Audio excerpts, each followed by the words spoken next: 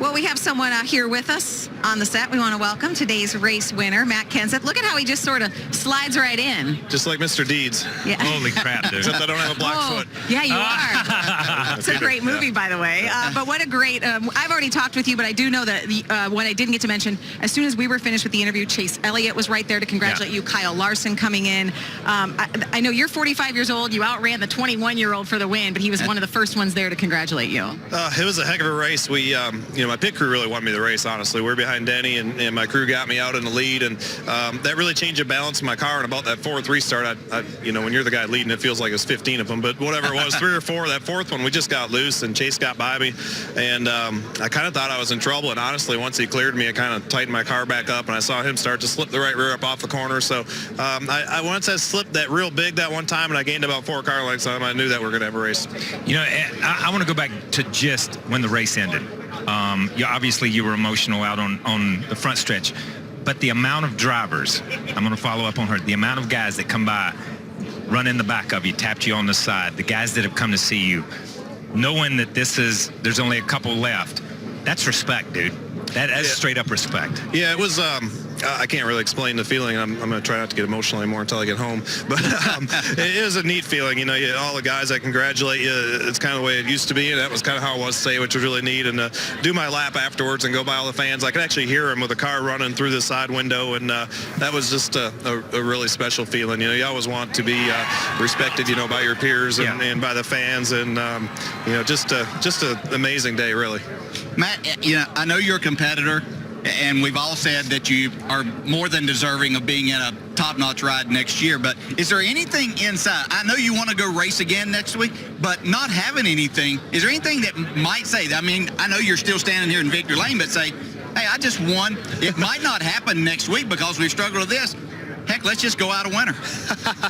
No, I'm definitely going to go race next week. But, that's good. Yeah, but it's, it's a special feeling. I really, kind of the way the whole year went and all that, there's certainly a certain level of disappointment and, not have an opportunity to continue my career here, because I really feel like I have a few more years left in me, or a couple more years left in me. And, really by July, August or so, I kind of accepted the fact that it's just not meant for me to race next year. And it's hard for me to explain. Some people understand it, some people won't, but it's just the way everything was lining up or not lining up. I just knew it wasn't in the cards. It's not what I'm supposed to be doing. For whatever reason, I don't understand, but it's just the way it is. So, instead of fighting that, once I got to about August, I actually embraced it, and it's really a blessing if you think about it. A lot of guys don't get to go out in top-notch cars and be able to go out and race for wins, and I thought to myself at that point, I was like, yes, I was still frustrated, still had second thoughts, like, maybe I should go drive that, maybe I shouldn't, but really it's just, I was like, man, you just need to work as hard as you can at what you're doing, get everything to go right. We've had everything pretty much go wrong all year,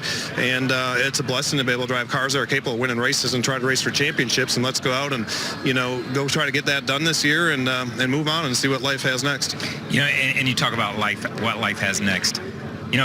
Dale and I were here when you got here. It was you and Katie. Now it's you and Katie plus 3.5, 3 3/4. Yeah. You're almost there. But you talk about being in a different place, and it is a blessing.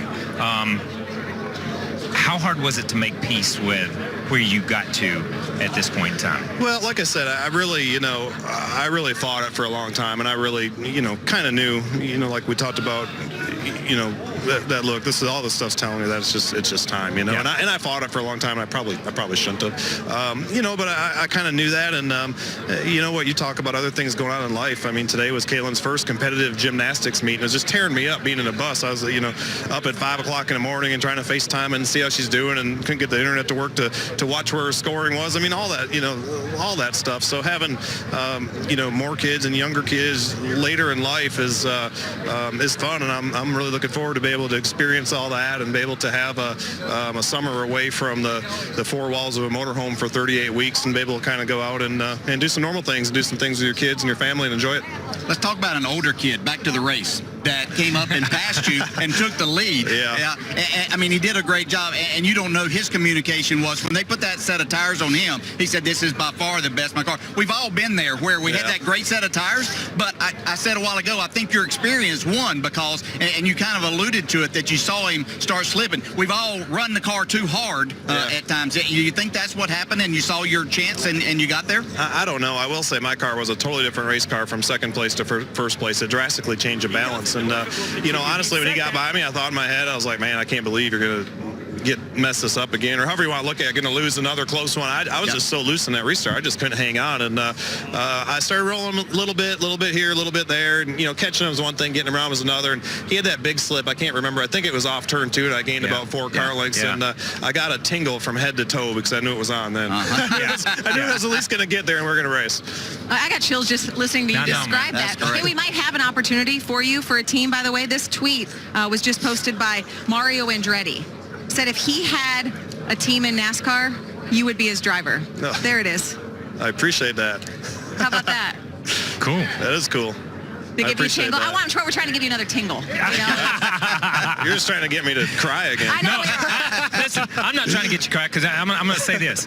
I've not seen you this emotional except 2 times. Once when we couldn't walk down the hall in that hotel because it was so narrow, and the second time was when we were in Kayenta, Arizona, and they didn't serve beer and they didn't have and they didn't have a Starbucks, dude. Yeah. Of all the places we ride our motorcycles across the country, we're out in the middle of the desert and it's dry and it's 95 degrees and you pull into this place and we go in there and Kyle picks the places to stay, right? He picks the only place in the whole state that's on an Indian reservation that don't serve beer. Yeah. Good job, Kyle. My bad, man. My bad. The only person who would be more upset with that is Schrader. This coming year, you can pick, dude. We're going to ride. Trade in that spandex. We're riding. I know that Mario Andretti tweet was really cool, and that means a lot to you, but we actually found another one that might mean even more. If we could throw this one up.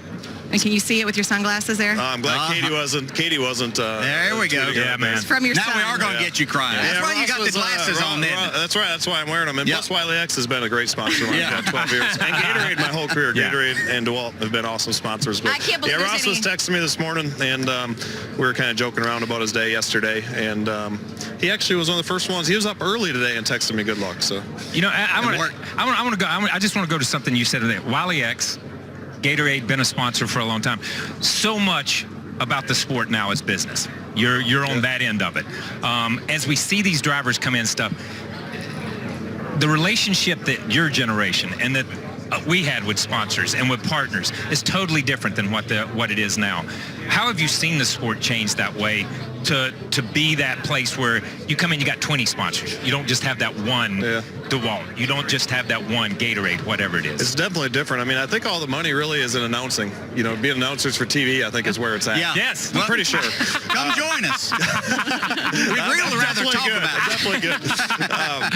I mean, it's different. I mean, it's it's a different world. Everybody is so big. Used to have lots of little companies and lots of little race teams, and just it seems like everything has got big. There's all big race teams, and the manufacturers are so instrumental in everything. And it's just different than what it was. But I remember when I moved up, with DeWalt and what the budget was then, and sign on for 3 years and bringing me to Cup. I mean, that was pretty cool. And then to have him on a car next week for my last race is pretty special as well. Yeah. Well, Matt, congratulations. I know you got a painting from track president Brian Sperber to start the day. I think there's a painting behind us here that has literally been being painted in the closing laps. I know because some of the green paint has been splattering its way. I've got green paint on my arm. She thought it was a bird that flew over. I thought it was a bird, and I looked down and it's green paint. Why did they put Brad in there, though? I don't think I raced by him all day.